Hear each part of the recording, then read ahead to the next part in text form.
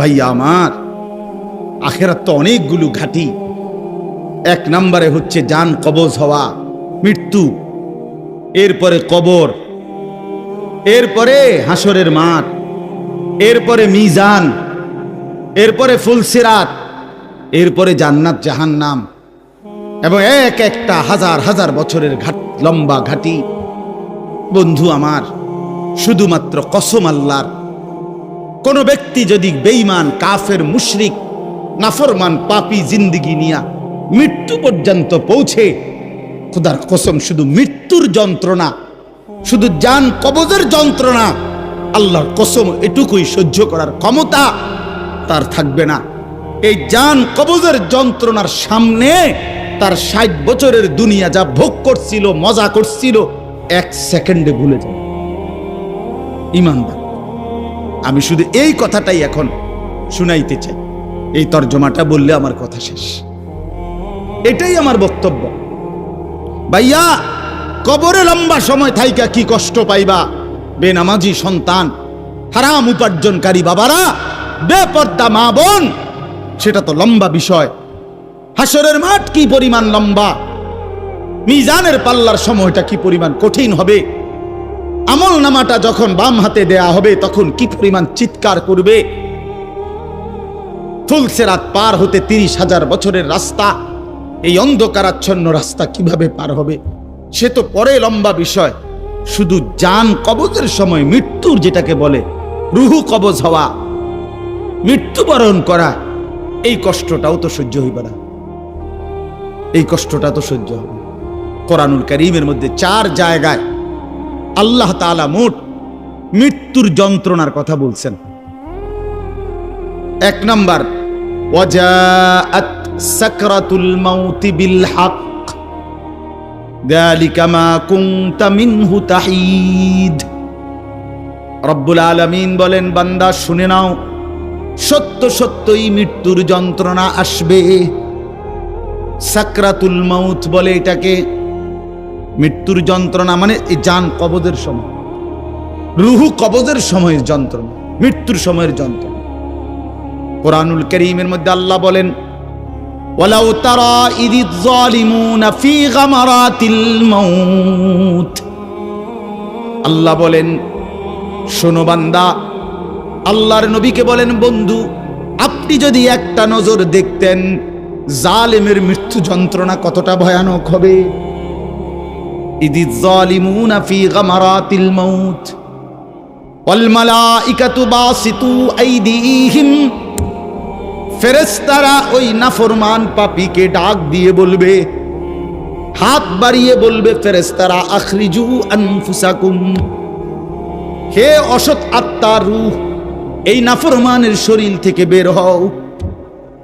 বের হতে চাইবে না, সারা দেহের মধ্যে নাফরমানের রূহ দৌড়াবে।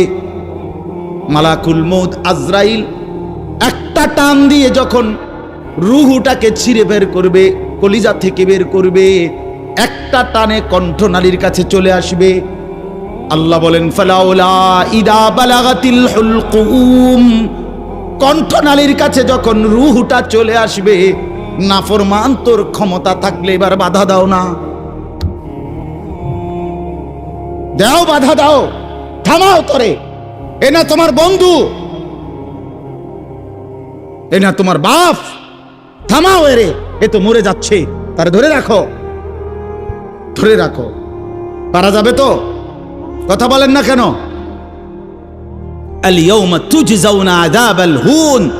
আল্লাহর ফেরেশতারা জান কবজের মুহূর্তে, খোদার কসম আল্লাহ বলছে, জান কবজের সময় বলবে, মনে রাখিস না ফরমান, আজকে তোরে কবরে নিয়া চূড়ান্ত তোরে আযাব, শাস্তি ভোগ করাবো। তুই বুঝবি পীড়া কারে কর।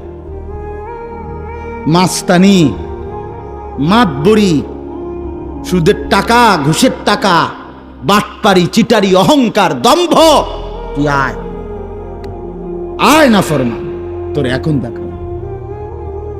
আল ইয়াউমা তুজজাউন, আজকে দেখাবো আযাবাল হুন, লাঞ্ছনা কর আযাব। আও,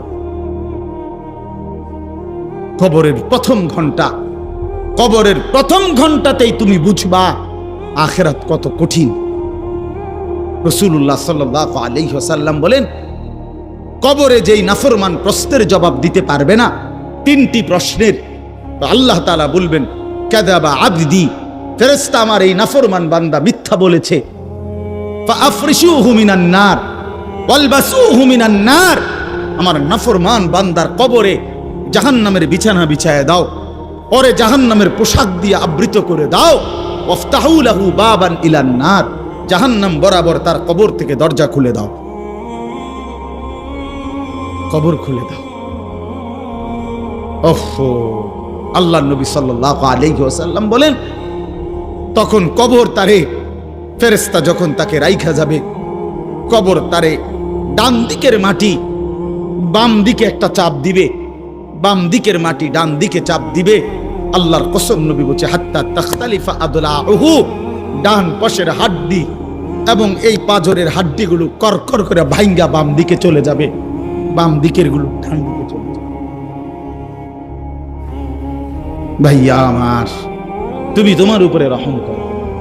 বাপ আমার, আপনাদেরকে বলি, হারামের টাকা উপার্জন কইরা, সুদের টাকা, কিস্তির টাকা, ঘুষের টাকা, ওজনে কম দেওয়া টাকা, হারাম ব্যবসার টাকা, বাটপারি সিটারির টাকা দিয়া বংশ, ফ্যামিলি, স্ত্রী, সন্তানের জন্য রাইখা যাইয়েন না। ওরা আমনে বরবাদ করবে, আপনি নিজেও বরবাদ হইলেন, ওরারও বরবাদ করবেন। শুধু শুধু শুধু শুধু আমনে মূল্য পৃথিবীতে কামাই রোজগারই থাকবে, আর পৃথিবীতে যেত রোজগার থাকবে আপনার ফুতেই কামাই করতে পারবো।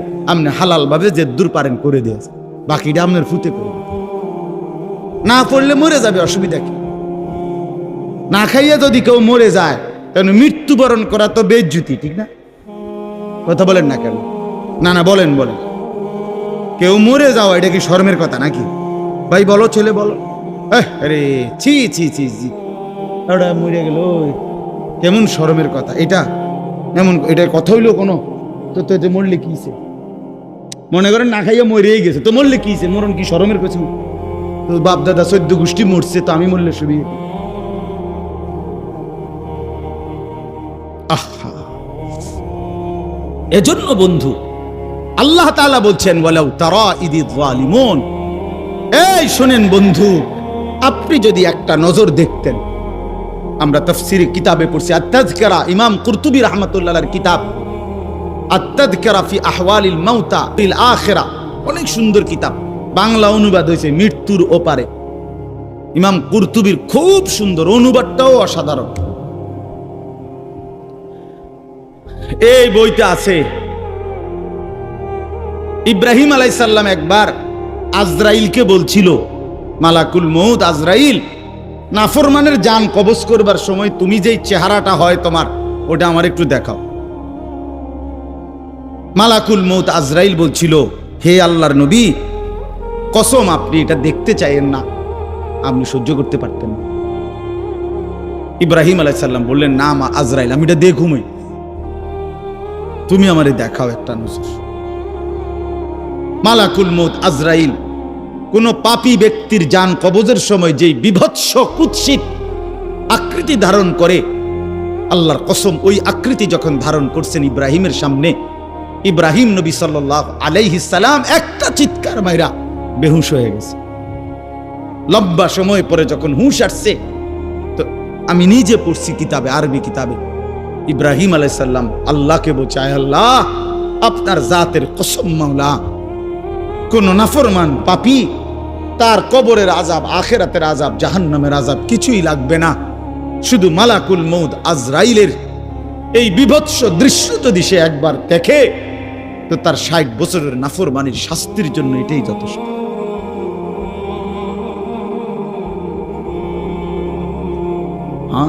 আখরিজু আনফুসাকুম,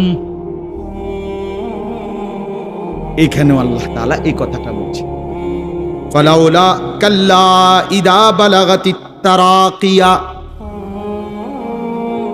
আল্লাহ তাআলা বলেন, কখনোই না বান্দা, অর্থাৎ কোনোভাবেই থামাইতে পারবে না, ইদা বালাগাতিত তারাকিয়া, প্রাণ যখন, রূহ যখন কলিজা থেকে ছিঁড়ে ফেরেশতা মালাকুল মউত টান মারবে, যখন কণ্ঠনালীতে পৌঁছে যাবে, তখন আর কোনো নাফরমান, কোনো তওবা, কোনো ইস্তিগফার, কোনো চিৎকার, কোনো ঝাড়, কোনো ফুক, কোনো ডাক্তার, কোনো কবিরাজ, কোনো বৈদ্য, কোনো কিছু দিয়েই আর নিজেকে ফেরাইতে পারবে না।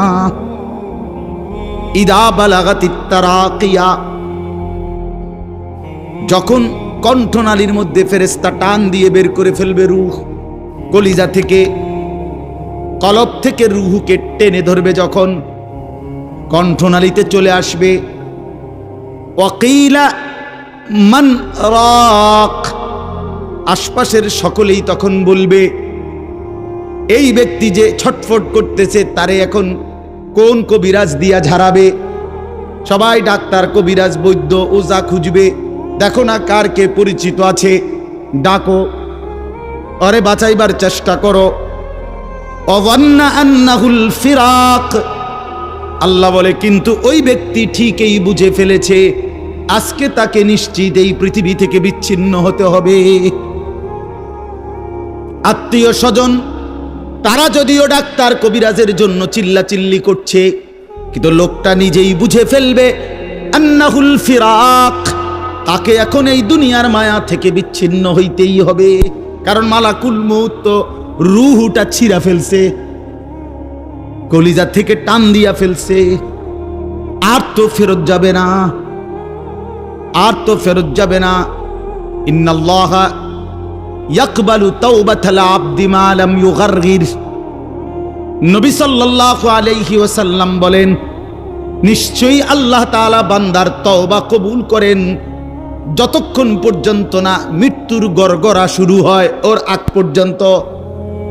ফেরেশতা টান দিলে মৃত্যুর যখন গড়গড়া শুরু হয় তখন যদি কোনো বান্দা তওবা করে আল্লাহ তাআলা সেই তওবা কবুল করে না। এবারে দম টানে, একেবারে সোজা হইয়া গেছে। এই সময় হুজুর আনছে 200 টাকা দিয়া, হুজুর আব্বারে গুদুর বেহেশত বুঝ কইরা দেন, তওবা ফরাইয়া দেন, তওবা। এই সারা জিন্দেগির সিটারি বাটফারির তওবাটা এই 200 টাকা দিয়া আব্বারে মিল কইরা দেন। হ্যাঁ, ফেরেশতা বেহেশত দিয়া দিব। বেহেশত হুজুরের আব্বার সম্পত্তি। হ্যাঁ, কথা বলেন না কেন? বেহেশত হুজুরের বাপের সম্পত্তি। এটা তো এটা কি ধরনের তওবা, কিসের তওবা এটা? এই বেটার তো কোনো এহসাসে নাই। আরে বোঝেন নাই আমার কথা? তার তো কোনো অনুভূতিই নাই, হে তো লড়েও না, বুঝেও না, হে তো জানে না কিসের করছে, কি করতেছে। আল্লাহ তাআলা বলছে ওয়াল্লাযীনা ইযা ফাআলু ফাহিশাতান আও যালামু আনফুসাহুম যাকারুল্লাহ ফাস্তাগফারু লিযুনুবিহিম। আল্লাহ বলছে আমার বান্দা যত বড় নাফরমানি করুক, করতে করতে যদি বড় থেকে বড় জুলুমও করে, কিন্তু তৎক্ষণাৎ যদি আমি আল্লাহকে স্মরণ করে আর আমার কাছে 2 হাত তুলে মাফ চায়, পিছনের গুনাহ যদি ছেড়ে দেয় আর করবে না যদি ওয়াদা দেয়, খোদার কসম কোরআনে আছে, আল্লাহ বলেন বান্দা আমি পুরাপুরি 100% মাগফিরাত দিয়ে দেব, পুরা মাফ। উলাইকা জাযাউহুম মাগফিরাতুম মির রাব্বিহিম। যখন তোমার বুঝ ছিল তখনই তুমি তওবা করছিলা, ঠিক আছে, কিন্তু যখন মৃত্যুর যন্ত্রণা শুরু হয়ে যায় তখন আর তওবা কবুল হয় না। ওয়ালাইসাতিত তাওবাতু লিল্লাযীনা ইয়ামালুনাস সাইয়্যাত হাত্তা ইযা জাআ আহাদাহুমুল মাউত ক্বালা ইন্নী তুবতুল আন। এই যে কোরআন শরীফের আয়াত, আল্লাহ বলেন ওই ব্যক্তির তওবা তওবা নয়, পুরা জিন্দেগি নাফরমানি করেছিল, অতঃপর যখন মৃত্যুর সময় আসলো আজরাইল উপস্থিত হলো, এখন বলতেছে আমি আল্লাহ এখন তওবা করলাম। আল্লাহ বলে না বান্দা, এমন তওবা হবে না। তাইলে তওবা করবেন কখন? এখন। কখন বাবা? এখন। এখন আজ দিমাগ আছে যখন, আকল আছে যখন, বুঝ আছে যখন। আল্লাহ আমাদেরকে বুঝার তৌফিক দান করেন। ওয়ালতাফাতিস সাকু বিসাক, আল্লাহ বলেন নাফরমান তখন ভয়ে আর আতঙ্কে মালাকুল মউতটাকে টেনে বের করছে। আজরাইল এসে সামনে দাঁড়ানোর সাথে সাথে নাফরমান এই পরিমাণ ভয় পেয়ে গেছে। ওয়ালতাফাতিস সাকু বিসাক, 2টা পায়ের গোসা মানে পায়ের গোসা বোঝেন না, গোড়ালি নিচের অংশ আর কি, জুতা পরি আমরা যেটা, এই গোসা আল্লাহ বলেন এক গোসার সাথে আরেক গোসা মানে দুই পাও এইভাবে মিল্লা গেছে, এটা যে একটু নড়াবে, একটু একটার উপর একটা উঠাবে অথবা কদ্দুর সরাবে, ভয়ে আতঙ্কে আল্লাহ বলেন নাফরমান এটাও ভুলে যায়। পাওটা নাড়াবার ক্ষমতাও ইলা রাব্বিকা ইয়াউমা ইদিনিল মাসাক। আল্লাহ তাআলা বলেন এই অবস্থাতেই আমি আল্লাহর কাছে ফিরতে হবে, ফিরতে হবে। মৃত্যুর ভীষণ বড় যন্ত্রণা হবে। অর্থাৎ এখানে ফেরেশতা প্রথম তো টান দিবে, ফুলের মতো ছিঁড়া ফেলবে। ফুল যেভাবে গাছ থেকে ছিঁড়ে ফেলে, কলিজা থেকে রুহ তো ছিঁড়ে ফেলবে, কণ্ঠনালীর কাছে আটকায়া যাবে। তখন সে বারবার চেষ্টা করবে নিজের রুহ ফেরত নিতে, কিন্তু ফেরত নিতে পারবে না। আল্লাহ তাআলা বলেন মৃত্যুর মারাত্মক সাকরাতুল মউত তখন শুরু হবে, ভীষণ যন্ত্রণায় শরীর পাওটাও নাড়াইতে পারবে না। এই অবস্থাতেই, এই জোরাজুরি টানাটানি অবস্থার মধ্যেই তাকে আল্লাহর কাছে ফিরতে হবে। এবার আল্লাহ শেষ কথা বলে, এবার শুনো বান্দা, এই নাফরমানের মৃত্যু যন্ত্রণা এতটা ভয়ানক কেন হলো এই লোকটার? আল্লাহ তাআলা বলেন ফালা, ওই ভাই ছেলেরা শোনো ভাই, আবার শোনো, যাই ধমকাইছি খোদার কসম দুশ্মনী নিয়ে ধমকাই নাই, তোমার সাথে কোনো বিদ্বেষ নিয়ে ধমকাই নাই, কলিজা বড়া এটুকু ফিকির নিয়েই বলি যে এক ছেলে বদলে যাক, একটা নওজোয়ান বদলে যাক, সারা দিনের চিৎকার চেঁচামেচির দ্বারা, এই দিবানিশির এই বলার দ্বারা যদি একটি বাচ্চাও, একটা ছেলেও, একটা কিশোর, একটা যুবক, একটা তরুণ, একটি মুসলমানের মা মেয়ে যদি বদলায়, হতে পারে ওই একজনের উসিলা আল্লাহ আমাদেরকে মাফ করে দিবে। এই আশায় ভাইয়া, এই আশায় যুবক ভাইয়া, তোমরা ইসলামের দিকে ফেরা দরকার, তোমরা আল্লাহর দিকে ফেরা দরকার। চারিদিকে সারা পৃথিবী জুড়ে সমস্ত ষড়যন্ত্র ইসলামের বিরুদ্ধে, মুসলমানের বিরুদ্ধে। তোমরা দেখছো ভাইয়া, গাজার মধ্যে মুসলমানের রক্তে ভাসতেছে, ফিলিস্তিনে মুসলমানের রক্তে ভাসছে, আজ আবার লেবাননে মুসলমানের রক্তে জমিন ভেসে গেছে। এত রক্ত প্রতিদিন মুসলমানের ঝরছে, এরপরও কেমনে নামাজ না পইরা থাকো, এরপরও কেমনে দুশ্মনের মতো চলাফেরা করো, কার মতো চুল সাজাইলা, কার মতো জামা পরলা, কার মতো নিজেকে পরিচয় দিলা, যেই বেঈমানদের সাথে তোমার চুল, জামা, শরীর, প্যান্ট, কথাবার্তা মিলাইছো, খোদার কসম ওরা তো প্রতিদিন মুসলমানের রক্তে জমিন ভাসায় দিচ্ছে,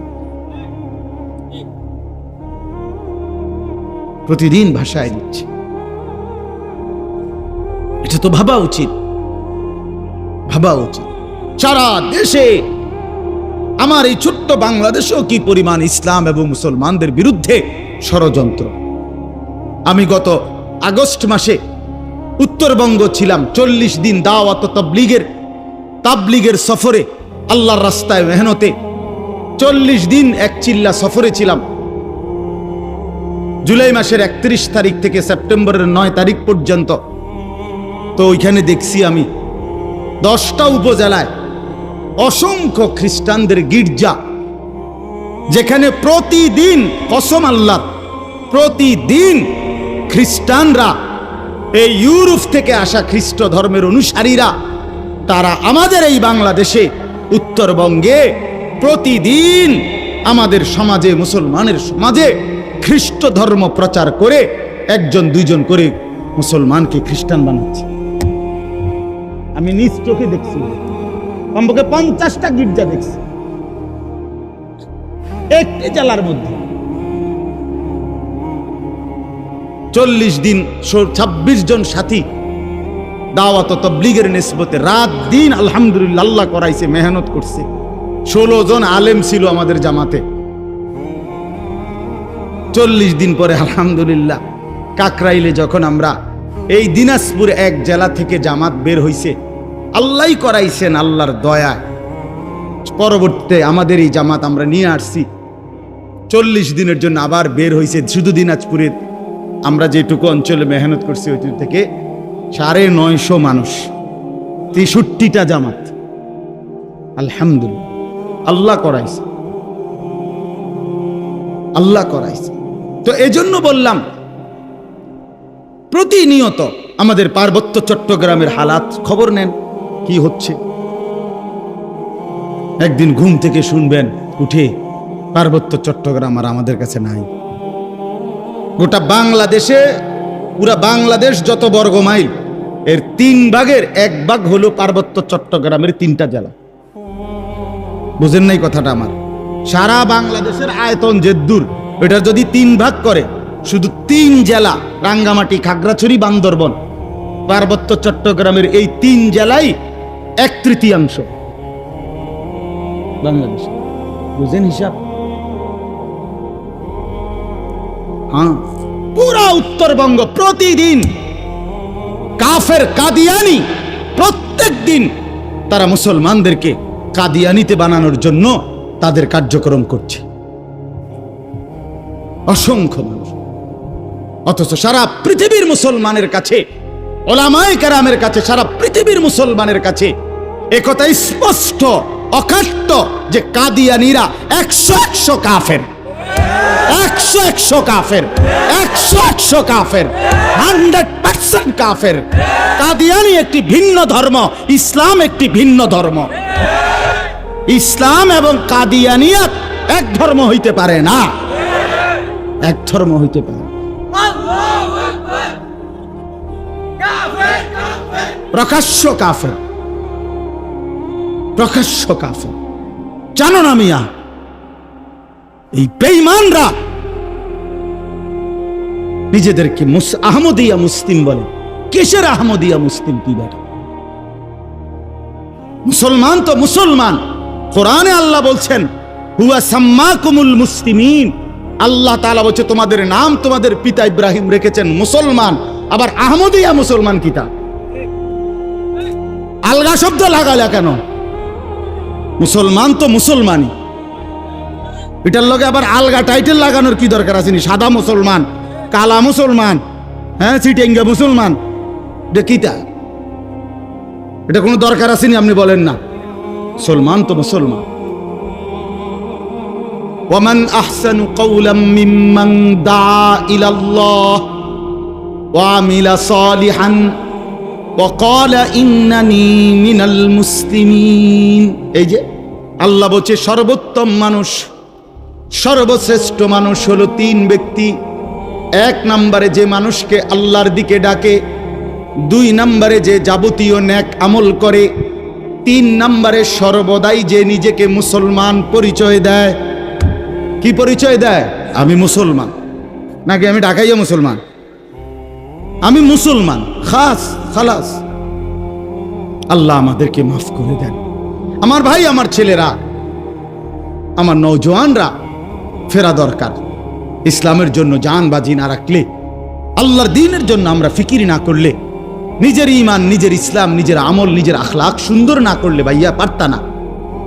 স্লোগান দেওয়া আর জীবন দেওয়া এক কথা না।